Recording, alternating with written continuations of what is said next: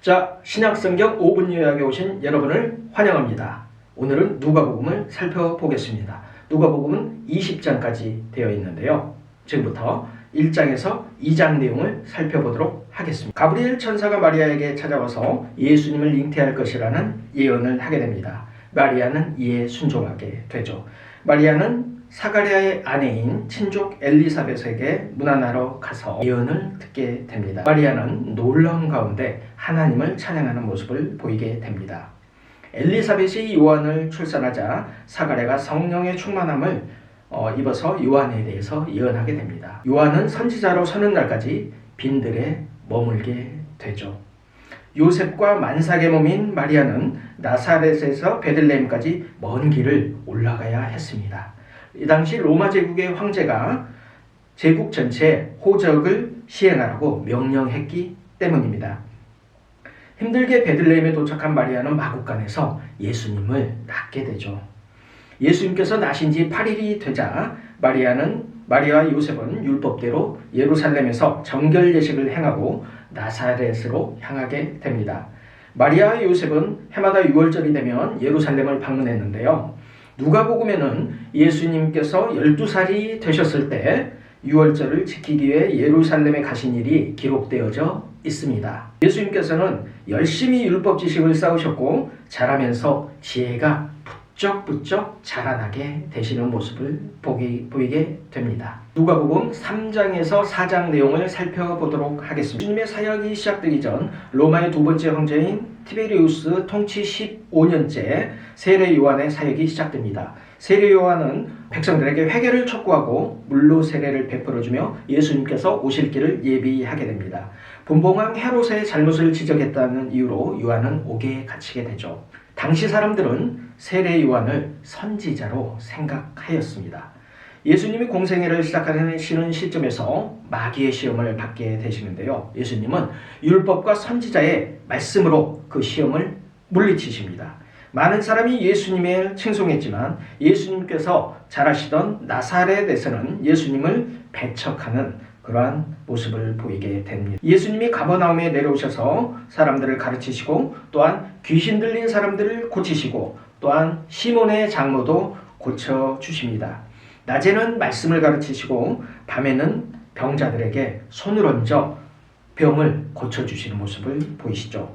예수님은 말씀으로 능력을 베풀기도 하시고 병자들을 어루만지시며 고쳐주시는 사역을 하셨습니다. 누가복음 5장에서 6장 내용을 살펴봅니다. 예수님께서는 시몬과 안드레, 야고보와 요한을 12명의 제자를 택하십니다. 12명의 제자는 예수님이 복음을 전파하실 때 열심히 예수님을 따라다니면서 예수님의 귀한 사역을 도와주게 되죠. 그들은 삶의 터전을 모두 버려두고 예수님을 따랐던 것입니다. 바리새인들과 안식일 논쟁을 벌이게 된 계기는 예수님의 제자들이 밀 이삭을 손으로 먹었다는 것이었습니다. 그만큼 예수님에 따르는 그 제자들의 삶이 힘들고 고달프고 배고픈 삶이었다는 것을 이야기합니다. 하지만 예수님이 가시는 곳에는 많은 무리와 병 있는 사람들이 모여들었습니다. 예수님은 고쳐주시고 말씀을 전하시는 일을 쉬지 않으셨습니다. 한세병에 걸린 사람, 중풍병자, 손 마른 사람들을 고쳐주시고 예수님은 이렇듯 수많은 사람들, 예수님이 따랐던 모든 사람들을 고쳐주시는 사역을 쉬지 않으셨습니다. 누가복음 7장에서 8장을 살펴보겠습니다. 예수님이 가버나움으로 돌아가셨을 때 그곳에서 백부장이 자신의 사랑하는 종이 죽은 것에 대해서 말씀만으로 살려달라고 예수님께 이야기합니다. 이렇게 믿음으로 고백하는 백부장의 믿음을 보고 예수님은 칭찬하시며 그의 종을 말씀만으로 고쳐주십니다. 또한 나인성 과부의 아들이 죽은 것을 불쌍히 여기신 예수님은 관에 가까이 가셔서 손을 대심으로 그 청년을 살려주시게 되죠.